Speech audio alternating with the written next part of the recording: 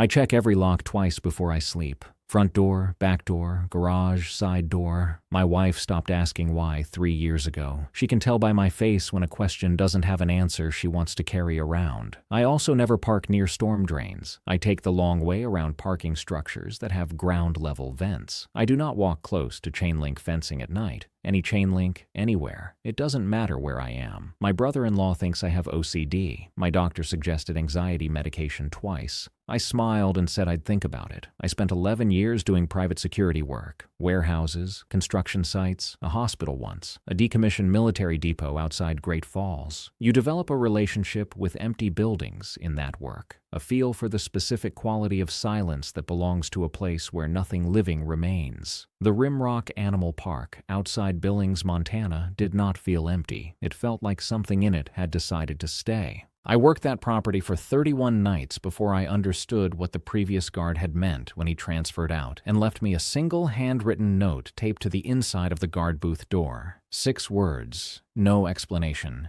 Do not go near Enclosure 7. I wish I had listened. I wish I understood then what I understand now, that some instructions exist not because the person writing them wants to protect you, but because they cannot bring themselves to describe what happens if you don't follow them. The Rimrock Animal Park had operated for 22 years before the county pulled its operating license in the winter of 2019. Budget collapse, staff reduction, 3 consecutive failed inspections, the kind of institutional decline that happens slowly and then all at once, like a building that looks fine until the day it doesn't. The animals had been redistributed to accredited facilities across 5 states. That was the official account, published in the Billings Gazette on a Tuesday in November, below the fold. Most people didn't read past the first paragraph. By the following spring, the county had contracted private security to maintain the property through the sale process. 41 acres in the Rimrock country south of the city, where the land breaks into dramatic sandstone formations and the wind comes off the Beartooth foothills with a particular cold authority that reminds you exactly where you are and how far you are from anything. I took the assignment in September. My supervisor described it as easy work. Single guard rotation, 12-hour overnight shifts, 5 nights a week. Walk the perimeter road twice per shift in the company pickup. Check the service buildings, radio check-in at midnight and 4 a.m. The property had a functioning alarm system on the visitor center and main service building. The enclosure areas were gated and padlocked, fencing intact, no reported breach of perimeter. Empty property, routine assignment. The Rimrock sat on a slight rise above the surrounding terrain, which meant on clear nights you could see the lights of Billings to the north, like a distant civilization that had nothing to do with where you were standing. The Rimrock formations on the south and east boundaries gave the property a natural wall. Dramatic, pale stone rising 20, 30 feet in places, carved by 10,000 years of wind into shapes that looked almost intentional, almost like enclosures of their own. The smell of the place hit you before anything else. Not decay exactly. The years of weather had taken care of the worst of it. But something underneath the sage and pine and cold stone.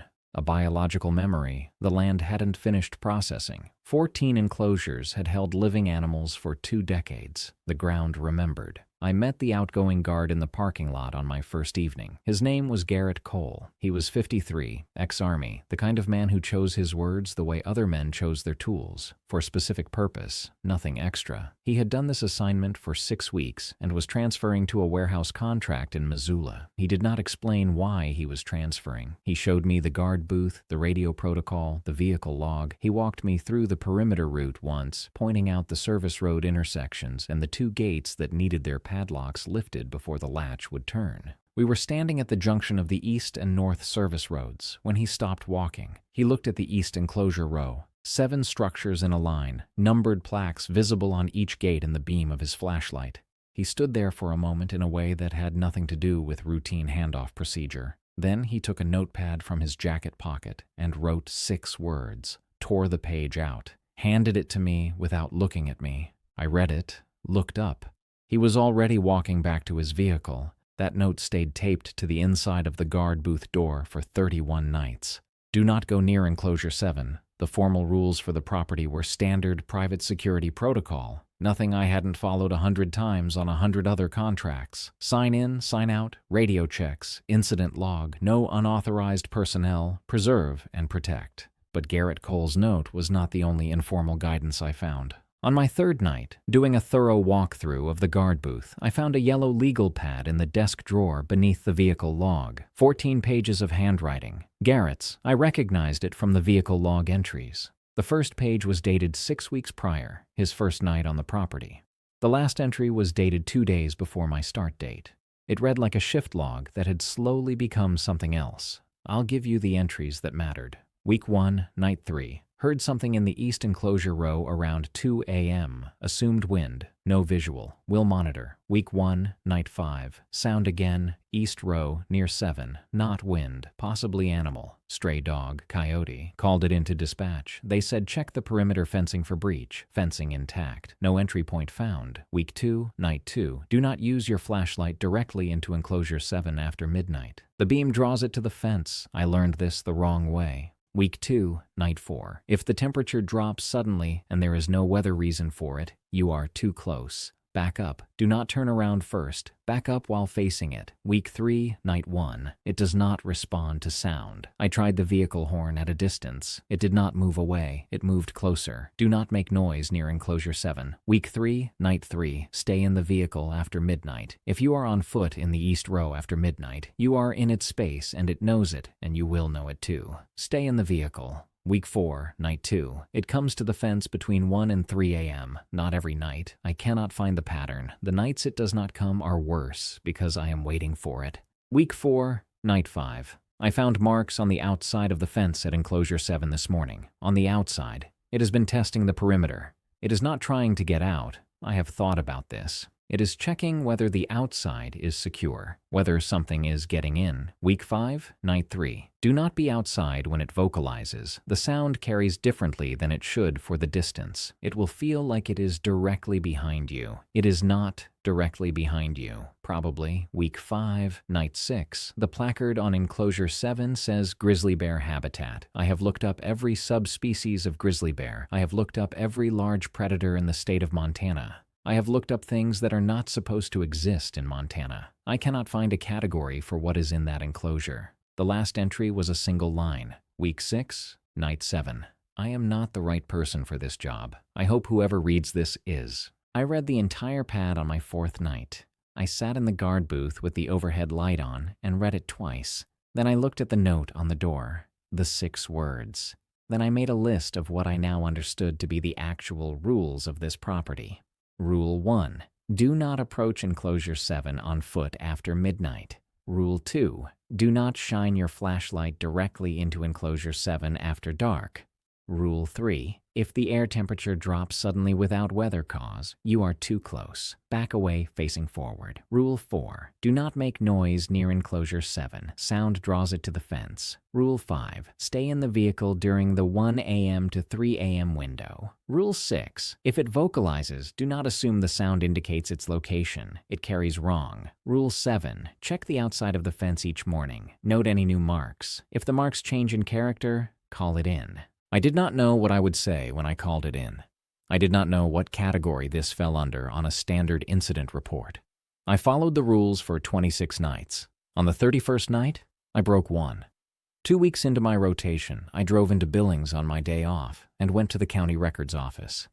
I told the clerk I was doing a property research project. She was friendly and unhelpful in the way that government clerks are when they are trying to be helpful within constraints. They didn't design. I found what I needed in the operating license renewal files from 2017, 2 years before the park closed, specifically in the animal inventory discrepancy report filed by the State Wildlife Division. The park had operated with 4 grizzly bears in Enclosure 7 from 2009 onward, standard captive bear habitat, all 4 animals documented, numbered, photographed annually for the license renewal. The 2017 inspection noted 3 animals present. The 4th, a male designated R7 in park records, was listed as deceased Natural causes, undisclosed date. The inspection noted no carcass for examination, which the inspector flagged as a procedural gap, but did not escalate. The 2018 inspection noted 3 animals present. The 2019 inspection, the one that triggered the license pull, noted 2 animals present. No explanation in the filing for the discrepancy. The inspector's notes said simply, Enclosure 7 animal count inconsistent with records. Staff unable to account for discrepancy. Enclosure flagged for review. The review never happened. The license was pulled 2 weeks later for other reasons. When the redistribution happened, the remaining 2 bears went to a sanctuary in Colorado. Transfer documents confirmed. That left one question that the records did not answer. The 4th animal, R7, deceased, undisclosed date, no carcass examined. I drove back to the property that evening, thinking about an animal that had no confirmed death. An animal that the records had simply stopped accounting for. The way you stop accounting for something, when accounting for it becomes a problem you don't know how to solve. On my next shift, I asked the county liaison about R7 during our weekly check-in call. She put me on hold for 4 minutes. When she came back, her voice had a different quality. Flatter, more administrative. She said the animal records from that period were incomplete due to staff turnover and the transition preceding the closure. She said all animals had been accounted for during the redistribution. She said if I had concerns about the property, I should document them through the standard incident report process. I thanked her and hung up. That night, I drove the East Service Road at 11 p.m. and stopped 50 yards from Enclosure 7 and cut my headlights and sat in the dark and listened. For a while, nothing. Then, from the enclosure, a sound. Low. Rhythmic. A breathing pattern too slow for a dog. Too resonant for anything I could put in a category.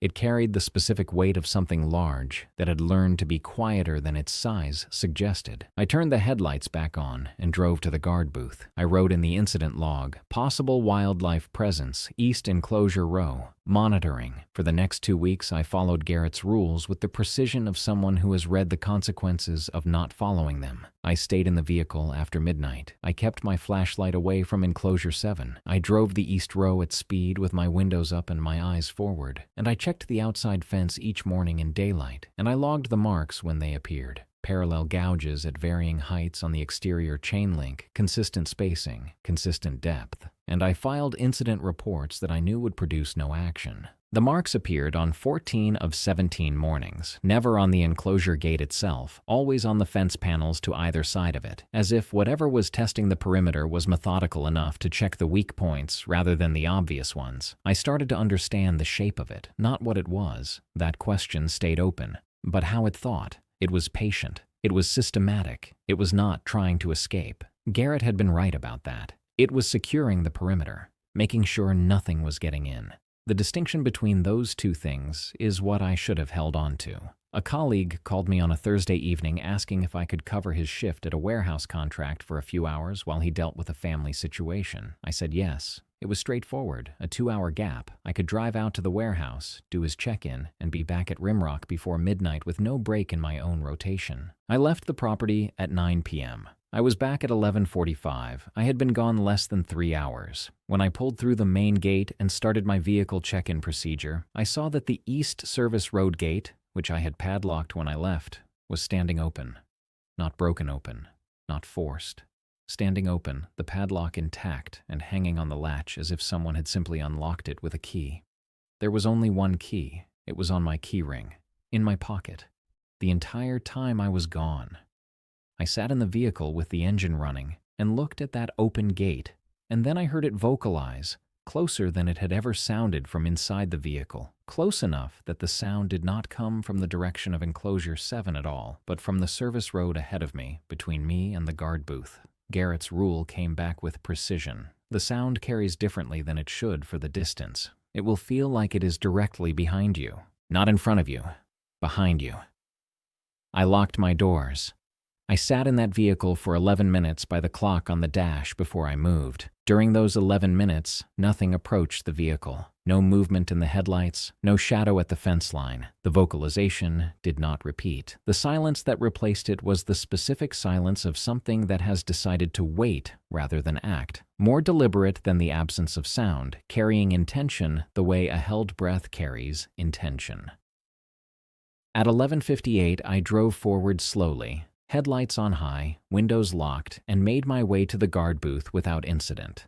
I did my midnight radio check. Normal, no flag. At 1:15, I saw it for the first time in open ground. I was in the guard booth looking at the east enclosure row through the booth window, something I had done every shift, usually seeing nothing, when my peripheral vision registered movement on the service road between Enclosure 7 and Enclosure 8.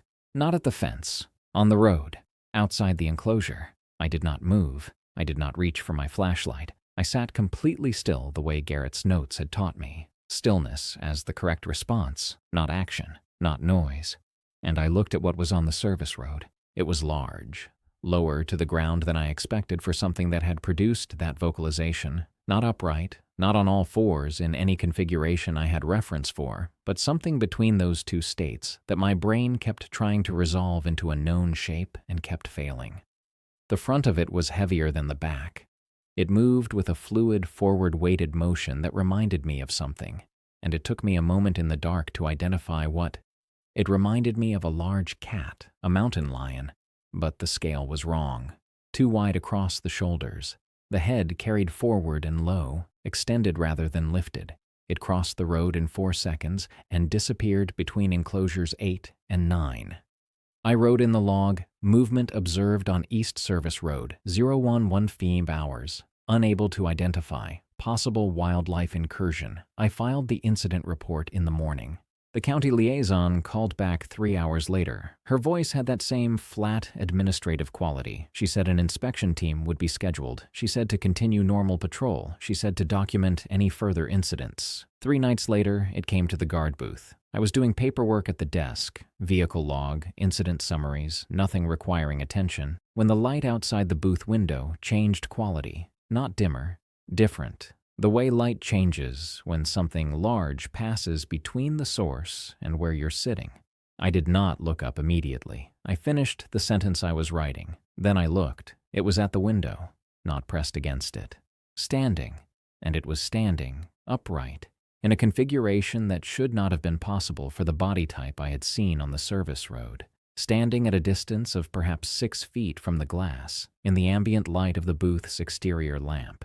I had been wrong about the scale. Not a large cat's dimensions. Larger. The shoulder width was enormous, carrying a mass that should have required more noise to move than it ever made. The coloring was a dark that was not quite brown and not quite black. Absorptive rather than reflective. The kind of darkness that takes light in rather than giving it back. The face. I will describe the face as accurately as I can, and I will tell you that accuracy does not make it easier. The face was not a bear's face, and it was not a cat's face, and it was not a face from any reference I had for large North American predators. It was considered. That is the word that kept arriving. The expression on that face was considered. The way a person looks when they are evaluating a situation with full information and have not yet decided on a course of action. It looked at me for what my watch later told me was 4 minutes. I did not move. I did not reach for the radio. I did not turn off the booth light. Rule 2 was about the flashlight, not the booth light, and I made that distinction in real time with the focused desperation of someone doing triage on available options. At the end of 4 minutes, it dropped back to the forward-weighted configuration I had seen on the service road, and it walked back toward Enclosure 7. At the gate that had been standing open 3 nights earlier, which I had since repadlocked, it stopped. It looked at the padlock. It looked back at me through the window. Then it stepped through the fence, not through the gate. Through the fence itself, through the chain link, which flexed and then returned to position, as if the animal had simply understood that the fence was a suggestion and had moved through it accordingly. The padlock was irrelevant. The padlock had always been irrelevant. I picked up the radio at 2 a.m. and called the county emergency line, not the liaison, the emergency line, and told them I had a confirmed large animal outside containment on the Rimrock property, and I needed immediate support. The dispatcher asked me to describe the animal. I described what I had seen. There was a pause. She asked me to repeat the description. I repeated it. Another pause. Longer. She said she would contact Montana Fish, Wildlife, and Parks and have someone call me back. She said to stay in the guard booth. She said to keep the doors locked. I kept the doors locked. I stayed in the booth. I watched the east enclosure row through the window. At 2:47, the vocalization came again. This time, it was not ambiguous about distance. This time, it was at the guard booth door. on the other side of the door, close enough that the sound moved the air in the gap at the door's base. Then it went quiet. Then I heard breathing, slow and enormous, with the wet resonance I had heard on my second night when I thought it was wind through the habitat structures. It was not wind. It had never been wind. It was the breathing of something that had been on this property for longer than the property had existed in its current form. Something that had watched 12 years of operations and 2 years of abandonment and had simply continued, patient and permanent, outlasting every human decision made around it. The door handle moved, not violently, not with force, slowly. Deliberately, the handle rotated downward with the careful precision of something that understood the mechanism and was testing whether the lock was engaged. The lock was engaged. The handle returned to its original position. Silence for 30 seconds. Then I heard it at the window again. I did not look. I had made the decision not to look while I still had the capacity to make decisions. And I held that decision with both hands while the ambient light outside the window changed quality for the second time that night. My radio crackled. The dispatcher again. She said FWP was unavailable for immediate response. She said a warden would be on the property by first light. She said to stay locked in the booth. I asked her what she thought I was doing. The light outside the window normalized. The breathing stopped. First light was 2 hours and 14 minutes away. I did not sleep. The FWP warden arrived at 6:15. Her name was Superintendent Diana Marsh, and she was the kind of person who uses economy of expression as a professional tool. She said what she needed to say and nothing more, and the space around her words was where her actual assessment lived. She walked the East Enclosure row with me for 45 minutes. She examined the fence at Enclosure 7, the panels, the gate, the exterior marks I had been logging for 3 weeks. She walked the service road where I had seen the animal. She stood outside the guard booth and looked at the ground around the door and the window without comment. Inside the booth, she read Garrett's yellow legal pad in full. She read it without expression. She read my incident logs with the same absence of expression. Then she looked at the Enclosure 7 placard on my desk. I had removed it from the gate the previous week, some instinct I couldn't name, and she read it. Grizzly bear habitat, the laminated notice about structural assessment pending. She said, "How long have you been on this rotation?" I said 31 nights. She said, "The previous guard was here 6 weeks." I said yes. She was quiet for a moment. Then she said, "There was a guard before him. He lasted 9 days." I waited. She said, "And before that, the park employed a night facilities manager for the last 2 years of operation. He submitted 17 incident reports about Enclosure 7 in those 2 years. FWP reviewed 3 of them. The other 14 were filed incorrectly and never processed." She set the yellow legal pad down. "The redistribution in 2019 processed 2 grizzly bears from this enclosure," she said. "The park's records showed 3 at the time of final inspection. The inspection team counted 2. The discrepancy was attributed to a record-keeping error during the preceding years of reduced staffing." She looked at me. "There was never a 4th bear," she said. "The R7 designation in the 2017 records was a data entry error. The park introduced a juvenile male in 2009 and mislabeled him in 2 separate systems. The 2 bears that were transferred are accounted for and in good health." I understood what she was telling me. I also understood what she was not telling me. "Then what is in Enclosure 7?" I said. It was not a question, exactly. More like a sentence that needed finishing. She picked up the placard. She looked at it for a moment. "This property has been on our radar for 11 years, she said. "There is an ongoing assessment. I cannot tell you more than that in my current capacity." She set the placard down and walked to the door. "Your contract will be terminated today," she said.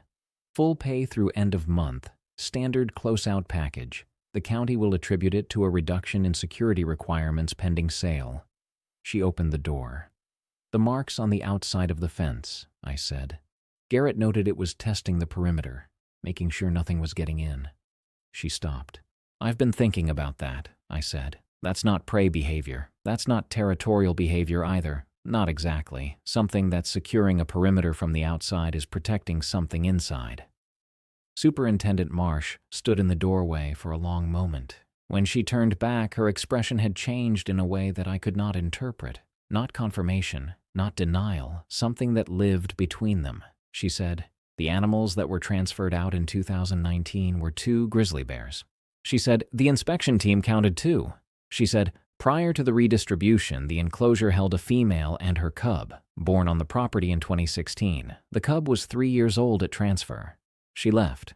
I sat in the guard booth and looked at Enclosure 7 through the window in the early morning light. The fence, the artificial rock formation, the cave entrances. A female and her cub, transferred out, 3 years old, born on the property. I thought about what shares a habitat with animals that are being removed.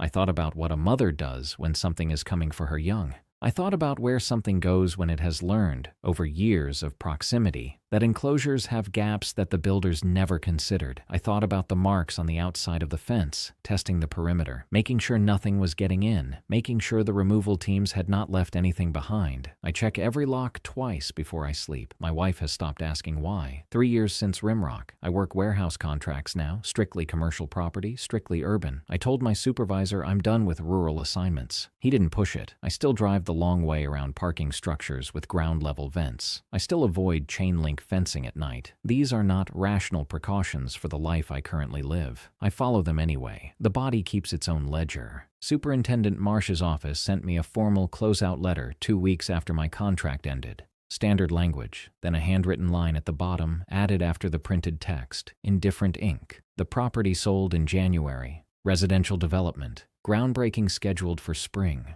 I read that line 4 times. A residential development. Houses. Families. Children. I don't know if they found what was in Enclosure 7 before the groundbreaking. I don't know if they looked. I don't know if whatever had been securing that perimeter for years, whatever had been patient enough to outlast a zoo's entire operational life, intelligent enough to test fence panels systematically, careful enough to move through chain link without leaving evidence. I don't know if it relocated when the development began. I don't know where it went. 455.